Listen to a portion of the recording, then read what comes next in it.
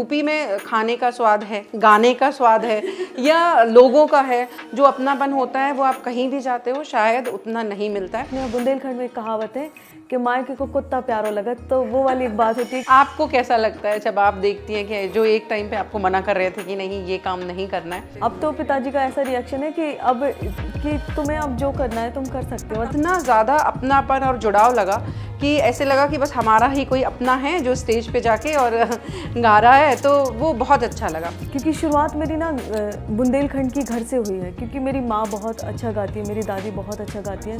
तो आपका एक मैंने बहुत फेमस गीत सुना था जो सुन के तो मतलब मैं आपकी फ़ैन ही हो गई थी।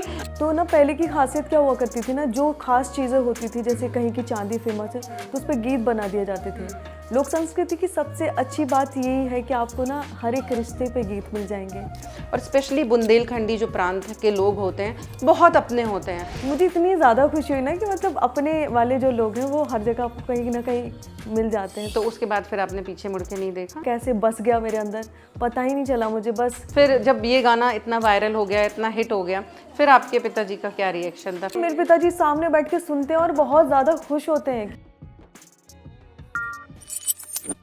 नमस्कार, स्वागत है आपका रियल टॉक विथ रीता में। जब हम किसी से बात करते हैं, किसी की बोली से, किसी के पहनावे से हमें थोड़ा तो समझ आ जाता है कि वो भारत के किस प्रांत से हैं। हमारा जहाँ बचपन बीतता है, जहाँ हम पले बड़े होते हैं, वहाँ की संस्कृति और भाषा से हमें बहुत प्यार होता है। और ऐसे बहुत कम लोग होते हैं जो अपनी भाषा और अपनी संस्कृति को साथ लेकर चलते हैं। पर ऐसे कुछ कलाकार हैं जो अपनी भाषा के माध्यम से, अपनी संस्कृति के माध्यम से अपने प्रदेश को, अपने प्रांत को आगे बढ़ा रहे हैं। और ऐसे ही कुछ कलाकारों में आज हमारे स्टूडियो में आई हैं जिनको हमने आमंत्रित किया है, वो हैं सुश्री कविता शर्मा जी। बहुत बहुत धन्यवाद। कैसी हैं मैम आप? मैं बहुत बढ़िया हूँ, आप कैसे हैं? मैं भी बहुत बढ़िया हूँ। मैंने आपके बहुत गाने सुने हैं और मैं बहुत बड़ी फ़ैन हूँ आपकी। और कुछ गाने तो ऐसे हैं जो लोगों को मुझे लगता है शायद याद हो गए होंगे जो आप गाती हैं। और सबसे अच्छी बात यह है कि आप जो उसमें भाषा शैली का उपयोग करती हैं वो बहुत ही हमको अपने से जुड़ी हुई लगती है। ऐसा लगता है कोई हमारा ही है जो स्टेज पे जाके परफॉर्म कर रहा है, अच्छे अच्छे गाने सुना रहा है, और बहुत ही आनंद आता है आपके गाने सुनने में। मैम बहुत बहुत आभार आपका। आप मुझे बताइए कि बहुत सारी भाषाएं होती हैं या ज़्यादातर लोग प्रिफ़र करते हैं, सोचते हैं कि हम नॉर्मल भाषा जो हिंदी भाषा में आजकल गीत बनते हैं हम उसमें गाएं। तो आपने यही भाषा क्यों चुनी? आपने बुंदेलखंडी ही क्यों चुनी कि मुझे बुंदेलखंडी में ही गाना गाना है और बाकी भाषाओं में भी मैं गाऊंगी पर मेरा मुख्य तो बुंदेलखंडी ही रहेगा? बुंदेलखंडी चुनना मतलब मैं इसको चुनना नहीं कहूँगी क्योंकि हम बुंदेलखंड से आते हैं जी। मैंने हम का यहाँ प्रयोग किया है। हम का मतलब बुंदेलखंड में क्या मतलब जो भी हमारे यहाँ का क्षेत्र है पूरा, तो हम लोग मैं की जगह हम का प्रयोग करते हैं। तो हमने यही सोचा था कि क्योंकि शुरुआत मेरी ना बुंदेलखंड की घर से हुई है, क्योंकि मेरी माँ बहुत अच्छा गाती है, मेरी दादी बहुत अच्छा गाती है। तो चुनने वाली कोई बात नहीं थी, बस वो कैसे अंदर आ गया, कैसे बस गया मेरे अंदर पता ही नहीं चला मुझे। बस ऐसा था कि एक हमारे बुंदेलखंड की एक हुई है सिंगर, बहुत बड़ी सिंगर हुई है उर्मिला पांडे जी, तो उनके साथ पहले 2021 में पहली बार स्टेज शेयर करने का मौका मिला था मुझे। जो मेरे लिए बहुत बड़ी सौभाग्य की बातें थी। तो वहाँ पे मैंने एक गीत सुना था। चरखारी हमारे यहाँ का एक एरिया है, बुंदेलखंड का बड़ा एरिया है, वहाँ की चांदी बहुत फेमस है। अच्छा। तो ना पहले की खासियत क्या हुआ करती थी ना, जो खास चीज़ें होती थी जैसे कहीं की चांदी फेमस है तो उस पर गीत बना दिए जाते थे। लोक संस्कृति की सबसे अच्छी बात यही है कि आपको ना हर एक रिश्ते पे गीत मिल जाएंगे, आपको हमारे 16 संस्कार पे गीत मिल जाएंगे। तो वो ही था कि एक गीत था कि चरखारी के सुगर सुनार, वो सुना मैंने। उसके बाद मुझे उसकी मेलोडी इतनी ज़्यादा पसंद आई, मतलब बहुत ही ज़्यादा पसंद आई, क्योंकि मैं क्लासिकल सीख रही थी। मैंने म्यूज़िक में मास्टर्स किया हुआ है, नूतन कॉलेज यहीं भोपाल से किया था। तो फिर मैंने उस चीज़ को सुना और उसको समझा, और फिर उसके बाद मैंने सोचा कि अगर इस पे काम किया जाए, बुंदेलखंडी गानों पर, बुंदेली संस्कृति पे काम किया जाए तो बहुत ही अच्छी बात होगी ये मेरे लिए भी। और तुम परिवार से मैंने सीखा, अपनी माँ से सीखा, दादी से सीखा, और उसके बाद आज कर रही हूँ और देखते हैं कब तक ऐसा निरंतर करती रहूंगी वैसे तो सोचा है। बिल्कुल बिल्कुल, हाँ, हमारी तो आपको शुभकामनाएं हैं कि आप जिंदगी भर ऐसे ही हमको अच्छे अच्छे गीत सुनाती रहें और हम सुन के मंत्रमुग्ध होते रहें। क्योंकि मैं खुद बुंदेलखंड से हूँ, झांसी के पास एक जगह है तालबेहट, मैं वहाँ से बिलोंग करती हूँ, तो मुझे वो भाषा बहुत मीठी लगती है। बिल्कुल क्योंकि हमारा बचपन वहाँ बीता है, और वो जब भी हम ऐसी भाषाएं सुनते हैं तो हमें सीखने की जरूरत नहीं पड़ती, क्योंकि वो भाषा ही है हमारी, घर से हम ही सुन आता सुन है। के ही सीख जाते हैं, बिल्कुल, वो आ जाती है, तो वो बहुत मीठी भाषा लगती है। फिर काम के लिए आदमी रोजी रोटी के लिए दूसरी जगह शिफ्ट हो जाते हैं, लड़कियां तो स्पेशली शादी होकर दूसरी जगह शिफ्ट हो जाती हैं, तो वो जगह छूट जाती है। लेकिन आज भी जब मैं आपके गाने मैंने सुने, बहुत सारे सिंगर्स हैं, मालिनी अवस्थी जी भी हैं, वो भी बहुत अच्छा गाती हैं, पर आपका जब हमने सुना तो इतना ज़्यादा अपनापन और जुड़ाव लगा कि ऐसे लगा कि बस हमारा ही कोई अपना है जो स्टेज पे जाके और गा रहा है, तो वो बहुत अच्छा लगा।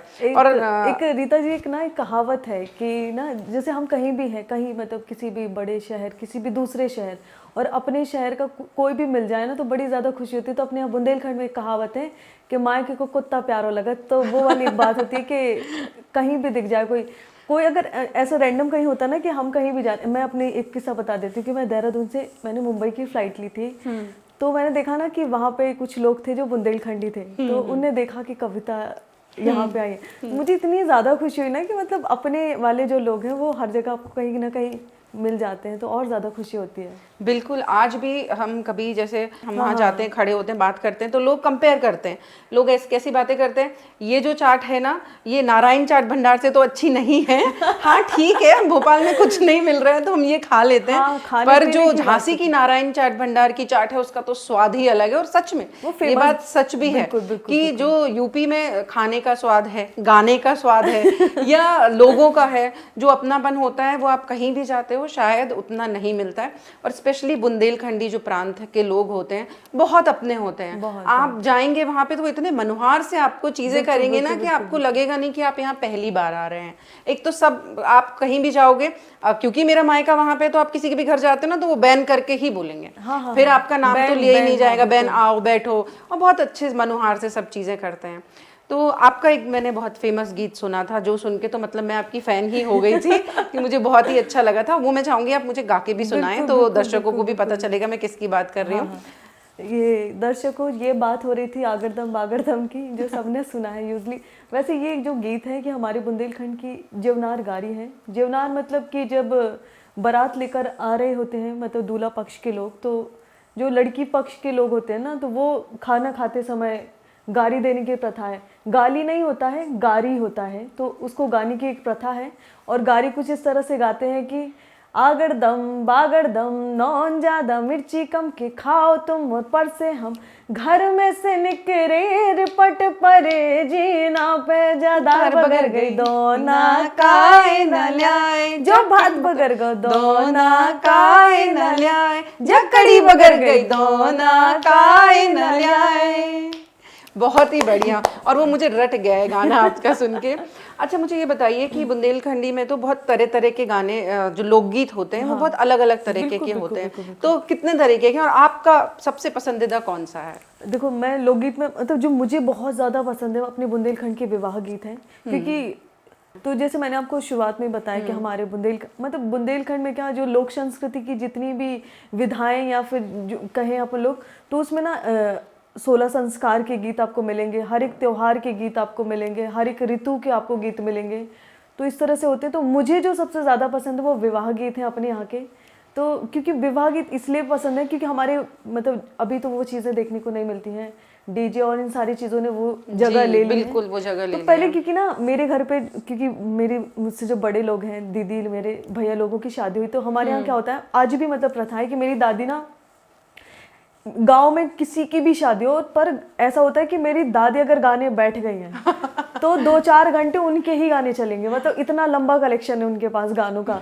तो क्योंकि बचपन से सुनते आ रहे हैं कि, और विवाह गीतों से इसलिए भी इतना ज़्यादा लगाव है क्योंकि हमारे यहाँ पे शादियाँ जो भी होती हैं तो आज भी है कि चीज़ों मतलब जो डीजे हैं उनने तो जगह ले ली है, वो बात अलग है, क्योंकि वो वाली चीज़ वहाँ तक है जहाँ शादी होती है, शादी घर जो बनाए जाते हैं वहाँ तक। पर हमारे घर में आज भी औरतें बैठकर गाने गाती हैं, और उसी तरह से जैसे पहले होता था ना कि गाँव की बहुत सारी औरतें जुड़ के, जैसे बुलौआ जिसको बोलते हैं, आकर लोग गाते हैं। तो वो बचपन से सुनते आए हैं, तो इसलिए उन चीज़ों से बहुत ज़्यादा लगाव है मुझे। तो एक मैं आपको विवाह जी गीत सुना बिल्कुल, देती हूँ। हाँ आप सुनाइए। कुछ इस तरह से है कि राम जी बारात लेकर जब आए हैं तो क्या कैसे सखियाँ गाना गा रही हैं हमारे यहाँ पे। अयोध्या से राम बना जीवन आए, अयोध्या से राम बना जीवन आए, बना जीवन आए, दूल्हा जी बन आए, अयोध्या से राम बना जीवन आए, माथे हो मोरे तुम बांधो राजा बन रे, माथे हो मोरे तुम बांधो राजा बन रे, सो कल गेन बीच सिया जो ब्याह ल्याए, सो कल गेन बीच सिया जो ब्याह ल्याए। तो ये विवाह गीत बहुत ही बढ़िया कविता जी, और मुझे अब ये मन कर रहा है ये सब फोल्ड करके अपन रखते हैं, बैठते हैं और सिर्फ आप गाइए और हम सब सुनते हैं। बहुत मीठी आवाज़ है आपकी। thank you। मतलब गाने सब होते हैं, गाने बहुत ऐसे कलाकार होते हैं जिनके हमको गाने बहुत पसंद आते हैं, बहुत अच्छा गाते हैं, उनसे कोई कंपैरिजन नहीं है। लेकिन जो अपनी भाषा से मिलता हुआ गाना है, जो मिठास है, जो प्यार है, जो अपनापन है, वो मुझे नहीं लगता कि किसी और चीज़ में हमको मिलेगा। और मैं बार बार यही बोल रही हूँ क्योंकि मैं भी बुंदेलखंड से हूँ, तो मुझे तो ये गाने और ही ज़्यादा प्यारे लग रहे हैं। क्योंकि हमारे बड़े भाई साहब थे स्वर्गीय श्री JK सिंह जी, तो वो हमेशा एक चीज़ बोलते थे कि हम जहाँ रहते हैं वहाँ की भाषा और संस्कृति पे हमें गर्व होना चाहिए, और हम एक मौका हमें नहीं छोड़ना चाहिए उस चीज़ को आगे बढ़ाने का और उस चीज़ को अपने में आत्मसात करने का। एक चीज़ मुझे जो अभी तक लगी है अपने बुंदेलखंड को लेकर, मतलब एक टाइम था, मैं भी क्योंकि अभी भोपाल आई 3-4 साल पहले, तो मेरा भी था कि मैं बुंदेली बोलने में थोड़ा हिचकती थी कि भाई पता नहीं लोग कैसे जज करेंगे, क्या था। पर मैं इस वाली चीज़ का ना क्रेडिट पूरा अपने यहाँ के जो बागेश्वर या फिर धीरेन्द्र शास्त्री जी जो हैं उनको देना चाहूँगी, क्योंकि मुझे लगता है ना कि उनके आने के बाद जो बुंदेलखंडी को एक सम्मान मिलना शुरू हुआ है कि ना, जो हर एक, मुझे जो ऐसा लगता है कि ना अपनी भाषा या अपनी बोली, जैसे हमारी बुंदेलखंडी बोली है, तो हमें उस पर प्राउड फील होना चाहिए कि क्योंकि वो इतनी ज्यादा खूबसूरत, इतनी मीठी है। कोई भी भाषा है, आप ये देखिए ना कि जब धीरेन्द्र कृष्ण शास्त्री जी जब बोलते हैं, जैसे ठटरी बारते हैं या जो भी, तो हम उस चीज़ को एक हंसी या मजाक वाले तौर उस पर ले लेते हैं, और वो कितनी ज़्यादा खूबसूरत लगती है सुनने में। बिल्कुल। तो मेरा था कि मैं भी थोड़ा सा ऐसा था कि अरे पता नहीं कैसे क्या जज करेंगे लोग, तो मैं बोलती नहीं थी। पर मेरी एक जो मेरी गुरु माँ है नीना श्रीवास्तव मैडम जी, तो उनके सामने मैं मतलब हम कुछ बात कर रहे थे, कुछ किसी चीज़ पर बात चल रही थी, तो बात करते करते मेरा ऐसा हुआ कि मैम ने कुछ मुझसे बोला, तो मैंने बोला हाउ तो फिर उन्होंने मुझसे पूछा कि कहाँ से हो तुम, तो मैंने उनको बताया कि छतरपुर से हूँ। तो उन्होंने बोला बुंदेलखंड से हो? तो बोले वहाँ के तो गाना बहुत ही ज़्यादा अच्छे होते हैं। तो फिर मैंने उनको कुछ कुछ गीत गा के सुनाए। तो फिर मेरी मैम ने भी मुझे बोला कि तुम्हें इस पे काम करना चाहिए, इसको लेकर तुम्हें आगे बढ़ना चाहिए। तो मेरी बहुत ही बड़ी मार्गदर्शक भी मेरी गुरु माँ रही हैं, और जो मुझे मतलब निरंतर मार्गदर्शन देती रही हैं। जी जी जी बिल्कुल। और आपकी बातें सुन के हमें ऐसा लग रहा है कि अगर आप अपनी संस्कृति और भाषा को आगे लेकर चलते हैं तो आपको कभी निराश नहीं होना पड़ेगा, क्योंकि जो हमारी धरती है, हमारा प्रांत है, वो हमेशा हमें कुछ ना कुछ सिखाता ही है। और जो भी वो सिखाता है, जहाँ जो भी चीज़ें हम वहाँ से सीखते हैं, वो हमारी ज़िंदगी में आगे बहुत ज़्यादा काम आती हैं और वो हमारे भले के लिए ही होती हैं। हाँ, आपने सही कहा कि जब हम अपनी भाषा बुंदेलखंडी में कहीं बात करने की कोशिश अगर कभी करते हैं या शब्द का मुँह से निकल जाता है, तो हमें ऐसा लगता है, हिचक होती है कि पता नहीं अब आगे सामने वाला हमें कैसे वो करेगा। पर मुझे ऐसा लगता है कि जब हम उस चीज़ को अपने में आत्मसात कर लेते तो फिर वो चीज़ हमारे हिचक मन से निकल जाती है। हिचक मन से भी क्या, फिर मैंने एक चीज़ पहले था कि होती है हिचक, फिर मैंने सोचा कि मतलब मैं ही क्यों करूं, अगर सामने वाले को प्रॉब्लम हो रही है तो भाई वो समझे। बिल्कुल बिल्कुल सही बात है। और यही एटीट्यूड है जो आगे ले जाता है, और यही एटीट्यूड एक कलाकार में ही हो सकता है, क्योंकि बाकी सब आमजन तो सिर्फ आजकल दिखावे की दुनिया है, वो तो सामने वाला क्या सोचेगा उसके भरोसे पे ही अपना जीवन चल रहा है। जो लोग अभी ना, जैसे मैं भी आपसे बात करूँ हिंदी में, तो अभी बहुत सारे लोग बोलेंगे कि अरे आपको बुंदेली में बोलना चाहिए। यहाँ मैं बुंदेली इसलिए नहीं बोल रही हूँ क्योंकि ये पॉडकास्ट सिर्फ अपने बुंदेलखंड तक नहीं है, यहाँ भोपाल के लोग देखते हैं, अलग अलग जगह के लोग देखते हैं, तो उनको शायद हिंदी ही समझ में आएगी, इस वजह से हम हिंदी में बात कर रहे हैं। लेकिन मेरी गुजारिश है कि हम थोड़ी सी तो बातें बुंदेलखंडी अरे में जरूर बिल्कुल, करेंगे। बिल्कुल। मेरी छोटी सी रिक्वेस्ट है आपसे। अरे रिक्वेस्ट करने की जरूरत नहीं है, आप हमसे जो भी बोलो चाहें बोलो आप। जैसे आज आप आई थे और हमसे बातें करी, तो हमें तो इतना अच्छा लग रहा हो कि बिल्कुल मन तो प्रसन्न होगा। अब इससे ज्यादा हम का कहें आपसे कि हमें तो कछु समझ ही में नहीं आ रहा हो कि मतलब इससे अच्छो तो हम कछु आपके लाने कह ही नहीं सकत कि आज कविता शर्मा जी बैठी हैं सामने और हम उनसे वार्तालाप कर रहे हैं, उनके गाना सुन रहे हैं, बस जो ही जीवन है और कछु नहीं है। आप तो आगे बहुत बहुत धन्यवाद, आभार आपको। तो बहुत ही अच्छा लगा। अच्छा, आप अपने परिवार के बारे में कुछ बताइए कि आपने गाने का, आपको बचपन से जैसे आपने अच्छा, बताया, हाँ, वो तो कि बहुत इंटरेस्टिंग आपकी पार्ट है मेरे जी, जीवन का, माता जी बहुत और ही। आपकी दादी साहब जो थी वो बहुत अच्छा गाना गाती हैं, तो सुन सुन के ही काफी चीजें आप तो सीख गई होंगी। तो फिर आपने इसको प्रोफेशन, एज ए प्रोफेशन बनाने का कब सोचा? एज अ प्रोफेशन ऐसा था कि देखो, मैंने आपको शुरुआत में बताया कि घर से सीखा। घर से सीखने का मतलब था कि संगीत के बारे में बस उतना जानना कि ये विवाह गीत हैं और ये ऐसे, तो वो सब कुछ मैंने सीखा। पर वो काफ़ी नहीं था, क्योंकि ऐसा बोलते हैं कि बिना क्लासिकल के आप कुछ भी नहीं कर सकते, मतलब जब तक आपको सुरों का ज्ञान नहीं है। तो मुझे पता चला कि ना इसके लिए ना पहले संगीत सीखना पड़ता है। तो वहाँ मेरी खोजबीन शुरू हो गई कि छतरपुर में सिखाता कौन है, क्योंकि हम छतरपुर से हैं। तो छतरपुर में एक हमारे गुरुजी हैं महेंद्र तिवारी जी, जिनसे मैंने शुरुआत की शिक्षा ली है। और वो मतलब ऐसा है कि भगवान है मेरे लिए। तो क्योंकि शुरुआत में, क्योंकि मुझे नहीं पता था कि संगीत सीखा जाता है, कि स्वर क्या होते हैं, मुझे बिल्कुल कुछ नॉलेज नहीं था। तो उस टाइम कोरोना का टाइम था और सर को रिक्वेस्ट कर रही हूँ कि सर प्लीज़ सिखा दीजिए, और सर मना कर रहे हैं कि बेटा इस टाइम तो कोई किसी के घर जा ही नहीं सकता है। पर मैंने उनसे रिक्वेस्ट किया और पता नहीं उनको क्या लगा, कैसा लगा, तो उनने ना हफ्ते में 2 दिन आना मेरे घर पे शुरू कर दिया, मुझे सिखाना शुरू किया। तो वहाँ से मेरे सीखने की शुरुआत हुई। एज अ प्रोफेशनल बुंदेलखंडी को लेना, मैंने आपको बताया कि 2021 में मैंने अपनी जो गुरु माँ थी उनके साथ मुझे स्टेज साझा करने का मौका मिला। उसके बाद मुझे ना एक शो मिला था, मतलब देसज करके ना, वहाँ होता है क्या बोलते हैं, खजुराहो में होता है। अच्छा, तो फर्स्ट जो मेरा स्टेज शो था मैंने वहाँ किया। उसके बाद मुझे समझ में आया ना कि इसमें करियर है, करियर बना सकते हैं, प्रोफेशन एज अ प्रोफेशनल कर सकते हैं काम। तो वहाँ से मेरी शुरुआत हुई है काम करने की। उसके बाद एक प्लेटफॉर्म था बुंदेली बौछार करके, जिसपे बुंदेली बौछार का एक होता है वो बुंदेली आइडल, उसकी मैं सेकंड रनर अप रही हूँ। अच्छा। तो फिर वहाँ से इतना ज़्यादा फेम और सारा मिला मुझे। तो ये जो आपका क्लिप वायरल हुआ था, ये उसी प्रोग्राम का था शायद, क्योंकि उसमें मैंने देखा था आशुतोष राणा जी भी आए थे और फिर उनने आपके साथ जुगलबंदी की थी, अपने एक्सप्रेशन, उनके एक्सप्रेशन थे और आपका गाना था, तो वो भी बहुत ही ज्यादा अच्छा हुआ था। मेरे लिए बहुत ही अमेजिंग। तो जहाँ तक मुझे पता है कि हमारी तरफ ऐसा होता है कि पहली बात तो लड़कियां बाहर जाके काम नहीं कर सकती, दूसरा मतलब थोड़े रिस्ट्रिक्शंस होते हैं, दूसरा आपका तो मतलब आप कलाकार हैं और आपको स्टेज पे जाके परफॉर्म करना है। तो इन सब चीज़ों के लिए आपने मतलब कैसे अपने घर से अनुमति ली, या कैसे अपने घर वालों को आपने मनाया, कन्विंस किया कि नहीं मुझे ये करना ही है और यही मेरा मन है, इसी में मुझे करियर बनाना है? ये ना मेरे लिए सबसे बड़ा टास्क मेरे जीवन का रहा है, क्योंकि मेरे पिताजी को था कि कुछ नौकरी देखो, सरकारी नौकरी देखो, और संगीत से उनका शुरू से ऐसा रहा है कि क्यों करना है, इसमें क्या करियर है, क्या कर लोगी, वो वाला चीज़ था। और सबसे बड़ी बात ये मेरे लिए थी कि मेरे परिवार की मैं इकलौती लड़की थी जो बाहर आके पढ़ाई करने आई थी। अच्छा। तो मेरे लिए तो इतना बड़ा टास्क था कि पिताजी को मनाना, पिताजी के साथ साथ ठीक है पिताजी को मनाना वो एक अलग बात थी, पूरे परिवार को मनाना ये एक अलग बात था, क्योंकि मेरे घर में मेरे चाचा की बहुत ज़्यादा चलती थी।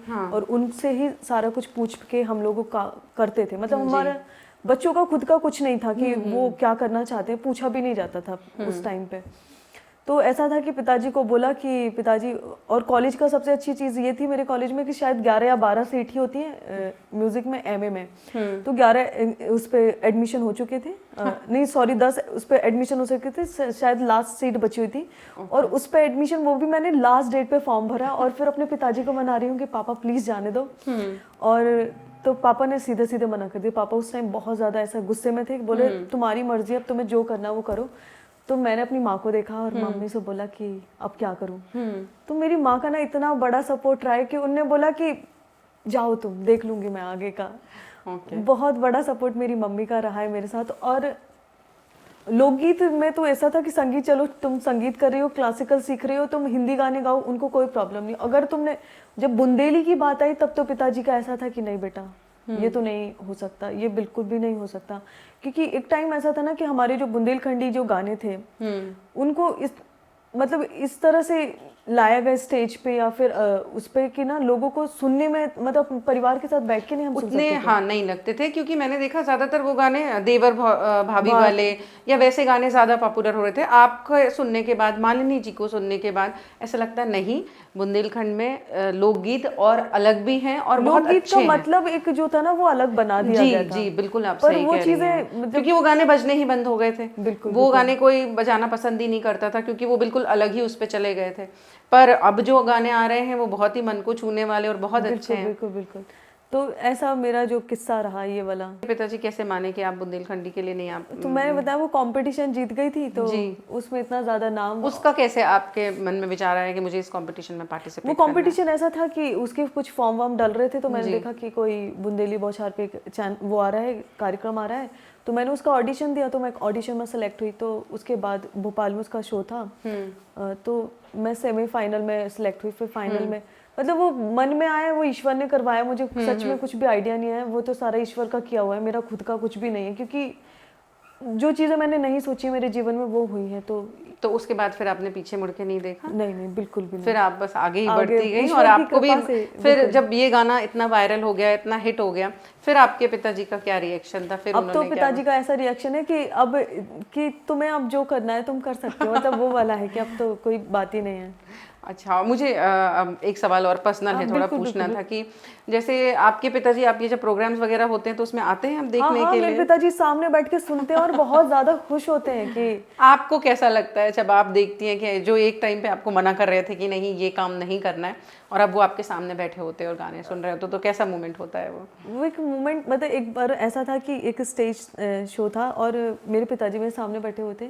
मतलब मेरी माताजी भी कई शो में मेरे साथ गई हैं, तो वो एकदम मेरे लिए इमोशनल मोमेंट हो जाता है जब मैं पिताजी को सुनते देखती हूँ कि वो सुन रहे हैं। और अच्छी बात पता है क्या होती है कि जब मैं घर जाती हूँ, क्योंकि मेरा बहुत कम घर जाना होता है शोज़ वगैरह की वजह से, तो मैं देखती हूँ ना कि मेरे पिताजी मेरे ही गाने सुन रहे होते हैं फ़ोन पे, और फिर मुझे बता रहे होते हैं कि ये वाला गाना था ना, वो वाला गाना भी कर सकते हो, ऐसा भी कर सकते हो। तो मुझे बड़ी ज़्यादा खुशी होती है कि एक टाइम पर मेरे पिताजी यही चीज़ करने के लिए मुझे मना कर रहे थे और आज मुझे बता रहे हैं कि ये भी कर सकते हैं। अच्छा, जब आपने इस कंपटीशन में पार्टिसिपेट किया तब आपकी फिर पढ़ाई पूरी हो चुकी थी? हाँ, मास्टर्स चल रहा था, कंप्लीट नहीं हुआ था, मास्टर्स चल रहा था। अभी आपका मास्टर्स हो चुका है। सबसे पहला शो बुंदेलखंड आइडियल जो था, आपने बताया बुंदेली बौछार चैनल के थ्रू जब आप गई थी, उसके बाद जो आपको शो मिला वो कौन सा था? और वहाँ सबसे पहली बात इंडिविजुअली स्टेज पे खड़े होकर आपको कैसा? बहुत ही बढ़िया किस्सा है, वो सुनाती हूँ मैं आपको। वो वहाँ का किस्सा था, मेरा पहला शो था। पहला शो मुझे टीकमगढ़ का ऑफर हुआ था। अच्छा अच्छा। पर उस जैसे मेरा टीकमगढ़ का आज है और उसके जस्ट एक दिन पहले मेरे पास कॉल आता है कि नहीं नहीं आपको प्लीज़ आप आ जाइए यहाँ पे, और बहुत ही लोग चाह रहे हैं कि आप आएँ वहाँ पे स्टेज पे। मेरा पहला stage show as a individual की पहला शो था। और सबसे बड़ी बात ये कि मैं इतनी ज़्यादा घबराई हुई थी कि मैं क्या बोलूँगी, क्योंकि मुझे नहीं पता था कि लोगों से कैसे बात करते हैं और किस तरह से परफॉर्मेंस देनी है और वो सारी चीज़ें। क्योंकि एक टीम के साथ परफॉर्मेंस देना वो एक अलग बात होती है कि बिल्कुल, और अकेले जाकर अपने उस पे परफॉर्म करना एक अलग बात होती है, वो भी पहली बार। तो मैं जब स्टेज पे पहुंची ना तो एक अलग कॉन्फिडेंस मुझे स्टेज पे आया। मैं ईश्वर को हमेशा इस चीज़ के लिए धन्यवाद देती हूँ कि उन्होंने मुझे इस लायक बनाया, इस लायक समझा कि मुझे इतनी सारी चीज़ें उन्हें दी हैं। तो जब मैं स्टेज पे पहुंची तब मेरा पूरा जो डर था ना वो कहाँ चला गया मुझे नहीं पता चला सच में। और मुझे इतना ज़्यादा मज़ा आया और बहुत ज़्यादा एंजॉय किया मैंने अपने फर्स्ट शो को। उसके बाद मेरा सेकंड थर्ड था, और उसके बाद जो पर पहला जो रहता है ना वो हर चीज़ खास होती है कि अगर पहला शो आपने जो अकेले किया होगा तो वो तो हमेशा याद ही रह जाता है। सही बात है। कोई ऐसी घटना कि कोई आया हो और आपको बड़ा अच्छा लगा हो कि भाई ये मेरे फैन हैं, कोई एजेड हो या कोई भी मतलब ऐसा आया हो और आपको बड़ा मतलब अच्छा उनने सराहा हो, तो आपको लगा हो कि हाँ मैं बहुत अच्छा काम कर रही हूँ और आपको और कॉन्फिडेंस आपका बूस्टअप हुआ उसके बाद? हाँ, मुझे एक मतलब है कि मेरा शो शायद वो ललितपुर का मेरा शो था। ललितपुर था कि टीकमगढ़ था, कहीं का तो भी एक शो था। तो वहाँ पे काफ़ी बुजुर्ग थे वो। और उसके पहले मैंने एक और किस्सा आपको सुनाती हूँ कि अभी मैं रिसेंटली अभी चित्रकूट एक शो करके आई हूँ। तो वहाँ पे ना एक मतलब मैं बता सकती हूँ ये, तो एक दादी थी, मतलब वो आई बहुत वो लकड़ी से चलते हुए वो आई, और पता उनने मुझे ना 21 रुपए दिए और बोला कि ये उसको दे दो मेरे लिए। स्टेज तक नहीं आई और किसी को बोला कि ये 21 रुपए हैं और ये उसको जाके दे दो। और मैं उनको ही ढूंढती रही कि वो है कहाँ। कसम से वो मुझे ना देने के बाद वो नहीं दिखी कि वो कौन थी क्या थी। वो पीली साड़ी में आई और वो शो का ऐसा था कि चित्रकूट का शो पहला शो था मेरा और इतना अमेजिंग था क्योंकि मतलब ऐसा हमेशा नहीं होता पर ऐसा यूजली हो जाता है। मतलब ये वाली चीज़ मैं लोगों से बोलना चाहती हूँ कि ना वहाँ का माइक सिस्टम थोड़ा सा ऐसा गड़बड़ था। तो मुझे समझ नहीं आ रहा था कि अब मैं क्या करूं क्योंकि अब स्टेज पे आ गए हो और फिर आप नहीं जा सकते। आपकी जिम्मेदारी बनती है ना कि सामने जो ऑडियंस बैठी हुई वो आपके लिए आई है क्योंकि वो आपको सुनने आए हैं। सही बात है। पर वो जब दादी आई और उसके बाद वो गई, पता नहीं ऐसा क्या हुआ, वो माइक सिस्टम सीरियसली बहुत ज्यादा खराब था कि मैं गा भी नहीं पा रही थी। उसके बाद वो शो इतना ज्यादा अच्छा गया क्योंकि मैं बता नहीं सकती वो ऐसा कैसे हुआ। मतलब वो एकदम तो वो आशीर्वाद ही था शायद भगवान का आपके बिल्कुल वो चमत्कार जैसा था। तो वो एक चीज़ थी मुझे जो आपको बता रही थी। पर जो मैं आपको वो बता रही थी ना कि एक दादाजी आए थे। तो उन्होंने ना मुझसे बोला कि वो इतना ज़्यादा खुश हैं इस चीज़ को लेकर कि कोई एक लड़की है, यंग लड़की है और वो आकर बुंदेली पे काम कर रही है। तो कह रहे कि अब ना उन्होंने मुझे वैसा बोला पर मैं उस चीज़ को ऐसे बोलती हूँ कि नहीं मतलब ये मेरे लिए बहुत बड़ी बात हो जाएगी। उन्हें बोला कि ना कि अब बुंदेलखंड की जिम्मेदारी तुम्हारे ऊपर है। तो मैं एकदम शॉक में थी कि यार मैं अब क्या बोलूंगी उनको। मैंने उनको बिल्कुल बुंदेलखंड की संस्कृति को आगे बढ़ाने की जिम्मेदारी तो आपके ऊपर है। देखिए बहुत सारे लोग जो काम नहीं हैं बिल्कुल काम कर रहे हैं। मैं बिल्कुल इस चीज़ को नहीं बोल रही हूँ कि बाकी लोग काम नहीं कर रहे, पर थोड़ा सा तो आपका भी सहयोग है उसमें। क्योंकि देखिए कोई भी चीज़ होती है जो अब पॉजिटिव उस पर दिखने लग जाती है, जब लोगों के सामने आने लग जाती है, लोगों से पसंद करने लग, तो वो भी एक संस्कृति को बढ़ाने का तरीका ही है। चाहे वो भाषा के माध्यम से हो, चाहे वो कला के माध्यम से हो या किसी और माध्यम से हो। पर अगर आप अपने प्रदेश का, अपने क्षेत्र का कुछ ऐसा काम कर रही हैं, उस संस्कृति को लेकर चल रही हैं, उस भाषा को लेकर चल रही हैं, तो बिल्कुल ये डेफिनेटली ये सही बात है कि आप उस चीज़ को आगे ही बढ़ाने का काम कर रही हैं। चाहे वो अपनी कला के माध्यम से ही कर रही हो, चाहे वो आप अपने लिए भी कर रही हैं, पर वो क्षेत्रवासियों के लिए भी है क्योंकि वो भाषा तो है ना, उसे तो नहीं बदल सकते। आप बुंदेलखंड से हैं, ये बोलना, ये सुनना एक बहुत अच्छी चीज लगती है। प्राउड फील होता है। मैं तो बोलती हूँ कि बिल्कुल बुंदेलखंड से हूँ, मुझे बहुत ज्यादा प्राउड फील होता है।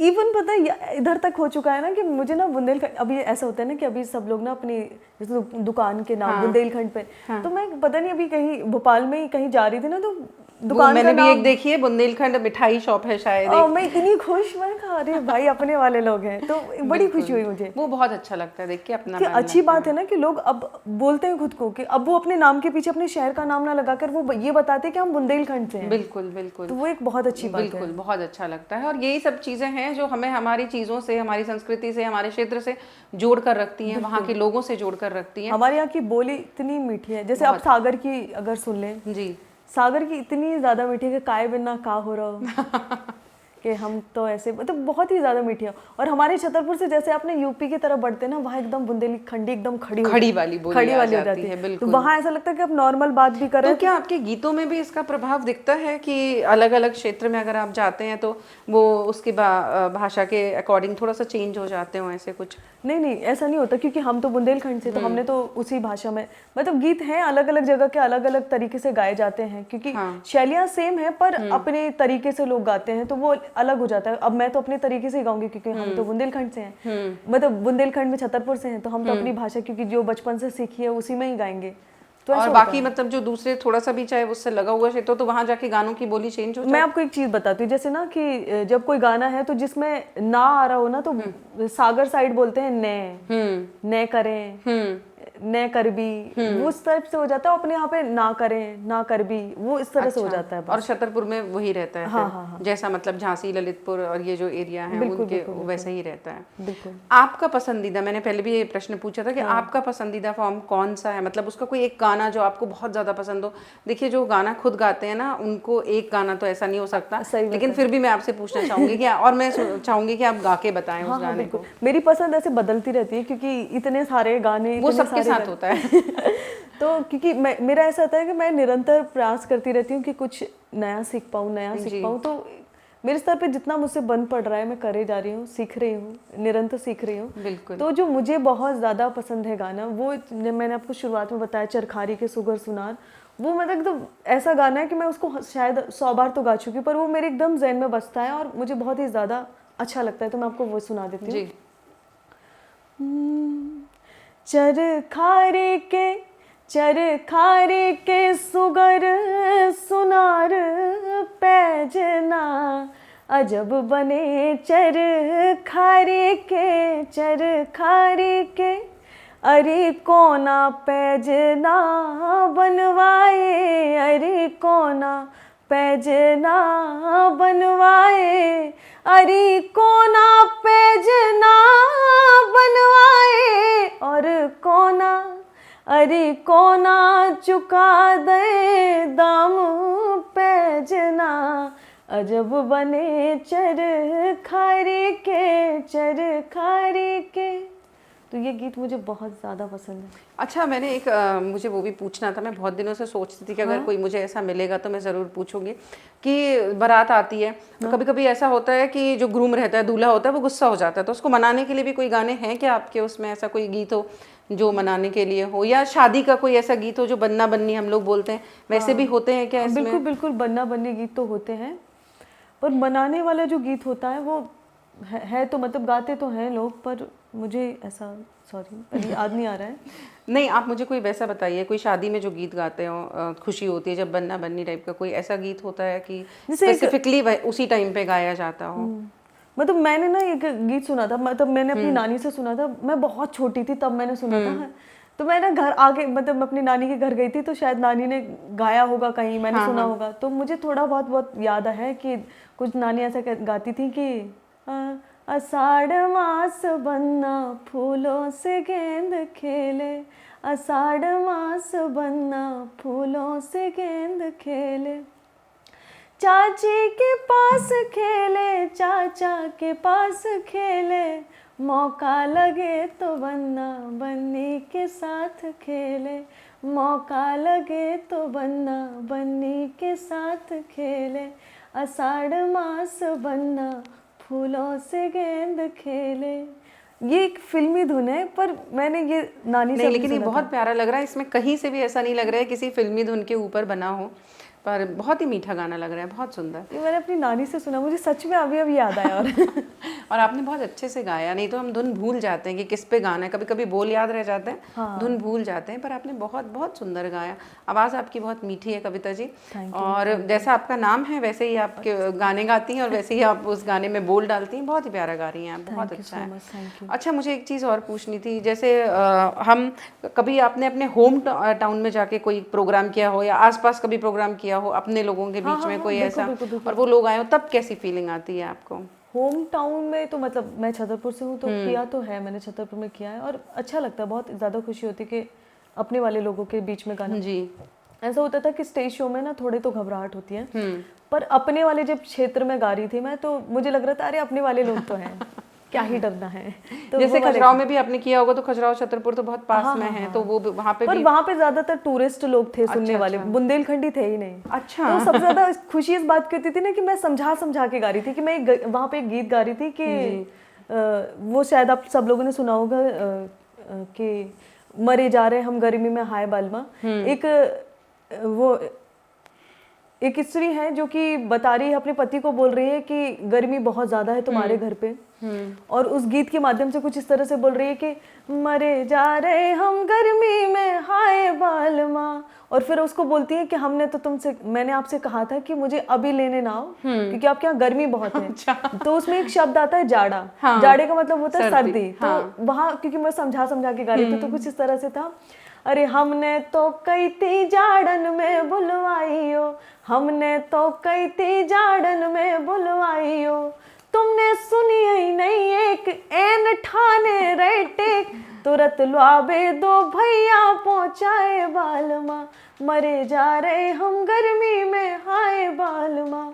एक चीज़ मैं रीता बताती हूँ आपको कि लोकगीत की खूबसूरती आप देखो ना, गीत में ही आपको मिल जाएगी। जैसे गाने में बोल रही है कि लुआबे दो भैया पहुंचाए बालमा, इसका ये अर्थ था कि ना पहले के टाइम पे ना जो पति होता था वो पत्नी को लेने नहीं जाता था, या तो ससुर जाते थे, बिल्कुल, या फिर देवर जाते थे, देवर जा रहे हैं, जेठ लेने जा रहे हैं। क्योंकि मेरी मम्मी मुझे ना किस्से बताती रहती है, तो मुझे बड़ा सुन के एकदम ऐसा लगता था कि अच्छा ऐसा भी होता था, पर आज के ज़माने में ये सारी चीज़ें नहीं देखने को मिलती हैं। तो लोकगीत की जो खूबसूरती थी ना, मुझे बहुत सारे लोग बोलते हैं कि तुम अपने लोकगीत अपने लिखवा सकती हो, मतलब जो अभी के जनरेशन के लोग लिख सकते हैं, पर मुझे लगता है ना कि जो पुरानी वाली खूबसूरती थी वो कहाँ से लेके आऊंगी मैं। बिल्कुल है, क्योंकि वो देखिए वो वाला भाव कहाँ से गीत लाऊंगी? जो होते हैं ना भावना से जुड़े होते हैं। बिल्कुल बिल्कुल। जब वो भावना ही नहीं होगी लोगों में तो वो लिखेंगे कैसे? उन्हें देखा ही नहीं ना, सबसे बड़ी बात तो ये ना कि नहीं देखा है कि भैया लेने जाते थे जी कि गर्मी में, क्योंकि अब तो गर्मी पड़े तो भैया एसी लगवा देते हैं लोग। बिल्कुल। तो अब कहाँ ही इतनी गर्मी पड़ रही कि इस स्त्री है वो अपने दादरे में, पहले पता क्या होता था कि दादरे सास ससुर से नंदन से अगर कछु नहीं, हाँ बहू नहीं कछु कह पा रही तो उन्हें दादरन में जितनों लगा लगू के सब सास के लाने सुना दे, नंद के लाने सुना दे कि तुम तो ऐसी हो सास, तुम तो ऐसी हो। एक अपने यहाँ पे ना सोहर गाया जाता है, वो मैंने अपनी मम्मी से सीखा था। तो सोहर कुछ इस तरह से था कि तुम तो अटारी चढ़े जइयो बहानो पिया हम कर ले हैं, तुम तो अटारी चढ़े जइयो बहानो पिया हम कर ले हैं, अरे सासो जो आहे बेचरुआ रखा है, अरे चरुआ रखाई नेंग अपनो मंगा है। तो बहाने कैसे बना रही है सास के सामने, अरे हम भी तुम्हारे सासु नाती तुमाओ, सो लड़का तुमाओ घरे नैया तिजोरी के तारे डरे हैं, लड़का तुमाओ घरे नैया तिजोरी के तारे डरे हैं, तुम तो अटारी चढ़े जइयो बहानो पिया हम कर ले हैं। मतलब उसमें अपने पति को वो बोल रही है कि तुम जाके अटारी पे जाके हाँ, सो तुम जाओ, जाके छुप जाओ और अगर सास आएंगी मुझसे यहाँ नेंग मैं मांगेंगे। निपटा लूंगी। बिल्कुल बिल्कुल, बहुत ही बढ़िया है, बहुत ही। और देखिए हर भाव पे एक गीत है, ऐसा नहीं है कि सिर्फ आजकल के ज़माने के जो गाने होते हैं वो ज़्यादातर प्यार मोहब्बत बस इसी पे रहेंगे। प्यार मोहब्बत के भी बहुत खूबसूरत खूबसूरत गाने हैं अपने आप पे, कि पहले का टाइम था कि पति को मिलने के लिए भी, पत्नी किससे मिलने के लिए पति को भी इंतजार करना पड़ता था रात का, जी कि रात हो तो मैं अपने पति से मिल पाऊँ, क्योंकि इतना ज्यादा वो था लोगों के बीच अंदर लिहाज बहुत ज्यादा था। तो एक गाना था कि चांदनी छुप छुप जई हो अटरिया, चांदनी छुप छुप जई हो अटरिया, अरे पाँव दबाए मैंने सासू सुलाए दी, पाँव दबाए मैंने सासू सुलाए दी, अरे ललना बड़े हैं रोवैया अटरिया, ललना बड़े हैं रोवैया अटरिया, चांदनी छुप छुप जई हो अटरिया।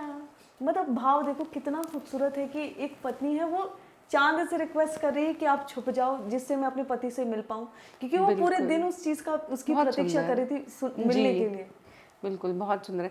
एक मैंने भी गाना सुना था, मुझे अगर याद आएगा तो वो भी ऐसे ही था, शायद कुछ पति पत्नी के ऊपर ही था, सैया ले दे कर धनिया मंगई दे कर धनिया। ये मैंने एक शादी में सुना था और एक हमारी आंटी थी जानने वाली, उन्होंने ये गाया था और मुझे इतना पसंद आया था। पर मुझे इतना ही याद है, अगर आपको याद हो तो। ऐसे दिल के करीब। अच्छा, क्योंकि वो मेरी जो मैंने शुरुआत में बताया कि उर्मिला पांडे जी उनने गाया है। अच्छा। और वो कुछ इस तरह से था कि सैया लाई दे कर धनिया मंगाई दे कर धनिया मैं तो से बिरजी, सैया लाई दे कर धनिया मंगाई दे कर धनिया मैं तो से बिरजी, अरे जुआ में धर दे बिंदिया मोरी अब लो नहीं उठाई, जुआ में धर दे बिंदिया मोरी अब लो नहीं उठाई, कंगना बंगरी चूरा के बिन सुनी लगे कलाई, बिक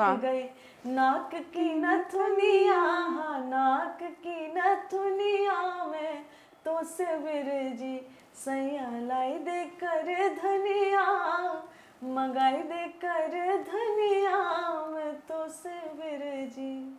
बहुत बढ़िया कविता जी, और आपने बिल्कुल बचपन की यादें ताज़ा कर दी, क्योंकि ये गाना शायद मैंने पता नहीं बहुत पहले सुना था जब मैं बहुत छोटी थी, और आप तो शायद मेरी आधी उम्र की होंगी अभी, और आपने मुझे वो गाना याद दिलाया जब मैं बहुत छोटी थी, और बहुत बहुत अच्छा लगा मुझे सुन के, एकदम बचपन की याद आ गई।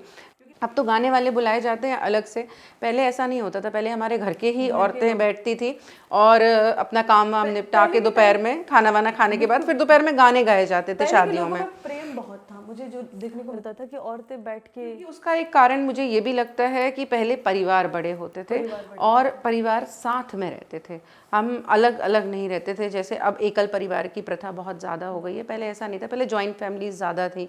तो अगर एक घर में शादी है तो मेहमान बाद में आते थे, घर के लोग ही इतने हो जाते थे कि सब बैठ के अपना उस खुशी को मनाते थे। मतलब मैंने तो ये चीज देखी ना कि मेरी बुआ लोग शादी जिस दिन है उसके 1 महीने पहले आ जाती थी। और मैंने अभी जो देख रही हूँ मैं, कि मेरी अभी दीदी की शादी 3-4 साल पहले हुई है, तो मेरी बुआ लोग मंडप के दिन आई है। बिल्कुल। और जब तक मेहमान नहीं आए, बेटियां नहीं आती हैं घरों में तब तक, हाँ, तो वो ऐसा लगता ही नहीं कि हमारे घरों में शादी हो रही है। ऐसा लगता है बस हाँ एक रस्म निभाई जा रही है, क्योंकि बेटियों के आने से, उनके बच्चों के आने से, मुझे ऐसे लगता है कि अब सारी चीजें एकदम फॉर्मेलिटी सी। बिल्कुल, अब तो बहुत बदलाव आ गया है सब चीज़ों में। पर हाँ ये है कि कुछ जगहों पे अभी ये सब प्रथाएं, ये सब चीज़ें अभी जिंदा है। ये चीजें अभी बची हुई हैं वही, क्योंकि अब तो क्या है, व्हाट्सएप पे कार्ड बन जाते हैं, लोग डिजिटल इनविटेशन भेज रहे हैं। पहले तो कार्ड देने जाते थे, बकायदा भात मांगने जाते थे, हाँ लेके जा रहे हैं और इनविटेशन दे रहे हैं और बुला रहे हैं लोगों को। आपने अभी अपनी बहन की शादी की बात की, तो मैं आपसे पूछना चाहती हूँ आपके क्या प्लान हैं आगे जीवन में फिर आपने क्या सोचा है आगे करने का, और आपका मतलब इस क्षेत्र में क्या आगे आपने सोचा है कि अब क्या है नेक्स्ट माइलस्टोन मेरा, ये है, मुझे ये करना है? ऐसे मेरा ना, जैसे वैसे मैं अपने जो टारगेट्स और ये सारी चीज़ों का ऐसा ऑन कैमरा डिस्कस तो नहीं करती। अच्छा पर मेरा ऐसा है कि मेरे स्तर पे मुझसे जितना ज़्यादा बन पड़ेगा मैं उतना करूँगी और निरंतर करने का प्रयास करती रहूँगी, और देखते हैं ईश्वर कहाँ लेके जाता है। बिल्कुल, जब मन सच्चा होता है तो ईश्वर देखिए बंद रास्ते भी खोल देता है। तो आपसे बात करके ऐसा लग रहा है कि नहीं, आप बहुत सच्चे दिल से और अच्छे मन से सब चीज़ें आगे कर रही हैं। सिर्फ अपने लिए नहीं कर रही हैं, ये अपने क्षेत्र के लिए भी कर रही हैं, क्योंकि गाना तो सब गाते हैं, पर यही है कि अपनी संस्कृति को लेके जो आगे बढ़े, अपनी भाषा को लेके जो आगे बढ़े, असली कलाकार तो वही होता है और आप वही कर रही हैं। तो हमारी तो बहुत शुभकामनाएं हैं आपके जीवन के लिए, आपके लिए, कि आप ऐसे खूब आगे बढ़ती जाएं और जैसे आपके गाने वायरल हो रहे हैं ऐसे और होते जाएं और अच्छे अच्छे आगरदम बागरदम की तरह हमको सुनने के लिए मिलें गाने आपके, और बस हमारे कानों में ये मधुरता घुलती रहे और ऐसे ही हम कविता जी को सुनते रहें। बस जाते जाते मैं एक रिक्वेस्ट करना चाहूँगी आपसे कि एक बहुत आपकी मनपसंद का जो भी गाना हो, आप बस 2 पंक्तियाँ हमें उसकी सुना दें, ताकि हमारे दर्शक भी खुश हो जाएंगे और उनका भी मन रहेगा कि हाँ कविता जी आई थी हमारे शो में।